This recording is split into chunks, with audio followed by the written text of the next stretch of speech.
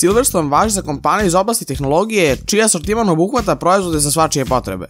Na našem kanalu ste mogli vidjeti RGB dodatke za ventilatore sa LED trakama, kao i RL06 kućište sa stranicom od kaljanog stakla.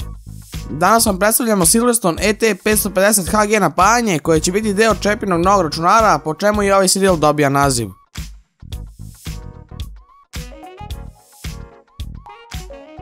Prve stvari na koje većina ljudi misli u toku sastavljanja računara jesu procesor, grafička karta i RAM. Svima je jasno su to glavne komponente koje doprinose jačini našeg računara, ali isto tako je izuzetno bitno da se sve komponente dobro napajaju sa što kvalitetnijim napajanjem.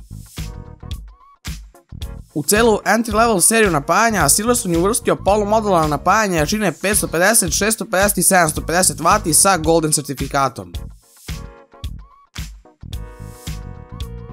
Odmah ću vam reći da ove specifikacije čine ova napajanja najboljim u entry-level seriji.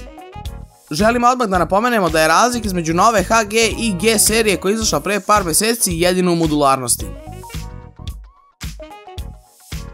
Silverstone nam je za ovaj test ustupio napajanje snage 550 W koje će biti dovoljno da napaje računare visoke cenovne klase. Ono što nas je zapanjilo je da za nekih 70 do 80 € dobijete polumodularno napajanje jačine 550 W sa japanskim kondenzatorima i 12 V single rail granom. Negde su morali da uštede, a to je varijacija od 5%, što je i razumljivo za entry level napajanja.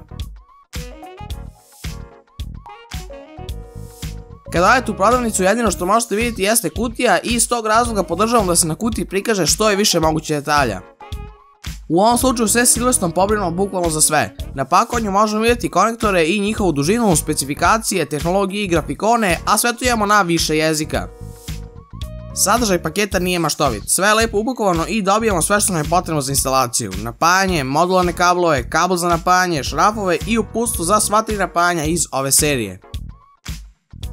Par printova i nalepnica nam daju do znanja neke osnovne karakteristike ovog napajanja i to je sve što možemo vidjeti na njemu. Ventilator od 140 mm obezbedit će napajanje čak i u full load do ne pređe 40 stepeni, zbog čega je ovo napajanje deklarisano na 100.000 radnih sati. Da vas ne bismo smarali sa dužinama i brojevima konektora, zamrznite sliku koliko vas zanimaju detalji. A jedina stvar koja nas zanima jeste to kada će proizvođači izbaciti Berg, odnosno 4-pinski konektor za floppy. 2018. godina, ljudi, pobogu! Još jedan napomena je da su svi kablovi tanki, odnosno flat tipa, pa tako nećemo imati problema prilikom cable managementa. Kako smo mi početnici u svemu ovome i sve ovo radimo bazirano na hobiju u svoje slobodno vreme, nismo mogući da nabavimo veoma skupe aparature poput loadera i osciloskopa kako bismo do krajnje tačke istestirali ovo napajanje. Iz tog razloga će se ovaj test bazirati na onome što smo mogli da zaključimo pomoću par jeftinih uređaja za merenje.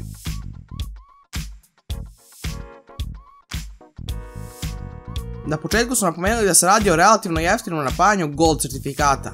Silverstone propisuje efikasnost ne manje od 87% sa maksimalnom efikasnošću do 90% pri opterećenju od 50%. U praksi to znači će ovo napajanje u full loadu vući oko 630 W iz zida, dok je izlaz snaga maksimalnih 540 W. Razlika između ulaznog i izlaznog napona predstavlja toplotu, pa je zato bolje da efikasnost bude što veća.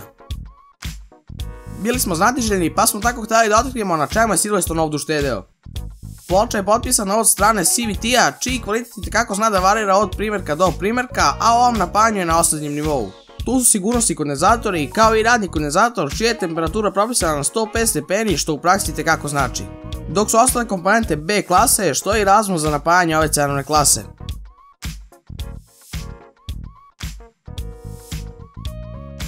Test koji vam prikazujemo je određen pomoću par unimera i merača potrošnje iz samog zida.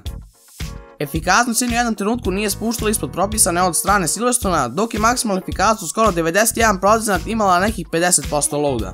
Voltaže pri raznim opterećenjima ostale su verodostojne i imamo samo reči hvale za ovo napajanje. Vidjeli smo uštedu na elektronici koja baš i nije bajna, ali je svakako razumna za cenovnu klasu ovog napajanja. Također još jedna mana koju smo pronašli jeste nedostatak par zaštitnih tehnologija koje mi smatramo veoma potrebnim. Ovo je bio drugi video iz serijala Čepi novi PC, u prethodnoj epizodi ste mogli vidjeti Noctua Cooler, a tek slede brutalne stvari. Još jednom se zahvaljujemo kompaniji Silverstone koja je omogućila ovaj build i ceo ovaj serijal, a vama ukoliko se video svideo, lajkujte ga i pretplatite se na kanal za još kvalitetnog sadržaja.